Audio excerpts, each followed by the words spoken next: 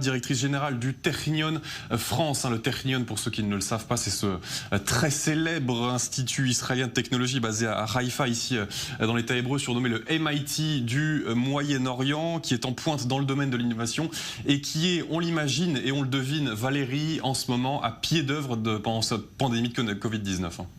Absolument, Bastien. Bonjour, je suis ravie de vous retrouver.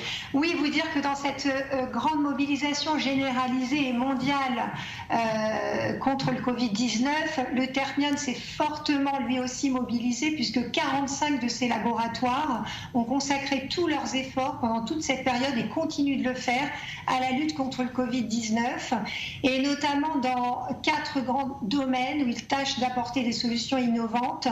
Alors, en premier, bien entendu, dans le domaine de la détection, du diagnostic, du dépistage, et notamment avec un kit de dépistage rapide à domicile dont je vous parlerai dans un instant. Ensuite, dans le domaine de la recherche vaccinale, bien entendu, en matière de traitement de la maladie également, et pour finir, très important, en ce qui concerne la protection des soignants qui, comme vous le savez, sont en première ligne dans cette pandémie. Alors Valérie, pour ce faire, il y a certaines technologies sur lesquelles vous incitez tout particulièrement. Absolument, je voulais apporter un éclairage sur 3 d'entre elles, Bastien, parce qu'elles sont absolument marquantes, remarquables. La première, c'est le système LIFT qui a été développé par le professeur Josué Snitman du laboratoire de génie biomédical et son équipe, qui est un système en fait d'administration du principe actif du médicament dans les poumons, et notamment pendant la crise du Covid, en cas de syndrome de détresse respiratoire aiguë sous forme de mousse. C'est un système révolutionnaire qui est en instance de brevet, qui devrait être développé dans les semaines et les mois qui viennent et qui va permettre l'adhérence du médicament aux poumons. Donc il y a une start-up également qui s'appelle Neshima, Souffle, qui est développée en partenariat avec le département de transfert de technologie du Technion, puisque vous le savez, ces caractéristiques du Technion, c'est son business model de passer très rapidement de la recherche fondamentale à la recherche appliquée et d'aboutir très vite à la création de start-up. Donc on espère voir ce système développé dans les semaines qui viennent.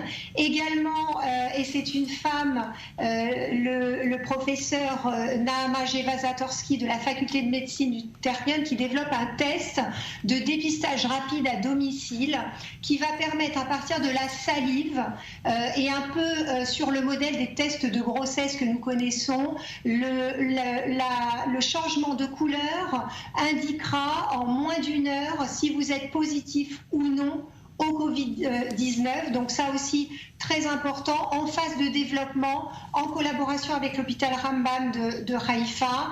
Et évidemment, la demande est mondiale. L'échantillon a été réalisé sur 200 personnes qui étaient suspectées d'être porteurs du Covid. Donc on espère le voir se développer dans les mois qui viennent. Pour finir, vous en avez déjà parlé, le patch Maya, qui est cette protection supplémentaire pour les soignants, puisque c'est un autocollant, un sticker composé de nanoparticules, nanofibres, qui vont venir neutraliser le virus qui serait présent dans l'air environnant. Et donc, il viendra s'apposer sur le masque chirurgical de nos soignants et viendra leur apporter une protection supplémentaire en neutralisant le virus. Et pour tous les autres projets de cette nature, l'argent reste évidemment la clé de voûte. Comment s'organisent vos financements ? Bien sûr, alors tout un tas de financement des sources gouvernementales, également privées. Mais là, je voudrais apporter le focus sur une grande campagne que nous menons en ce moment, et c'est une première pour le Technion France. Nous avons établi une convention de partenariat avec la Fondation France-Israël, qui est reconnue d'utilité publique, qui nous permet d'offrir à nos soutiens potentiels donateurs les avantages fiscaux qui sont offerts dans le cadre de l'impôt sur la fortune immobilière. Ce qui veut dire que les contribuables qui souhaitent financer concrètement et directement les projets de recherche dont je vous ai parlé, mais pas seulement, les autres laboratoires, et notamment en matière d'environnement, il y a de gros efforts qui sont portés autour de l'environnement durable et la protection de la planète et du climat en général, eh bien, ils peuvent le faire et ils peuvent donc consacrer leurs dons à le développement d'une technologie ou aider à financer un laboratoire de recherche, et 75% du montant de leurs dons sera déduit de leurs impôts.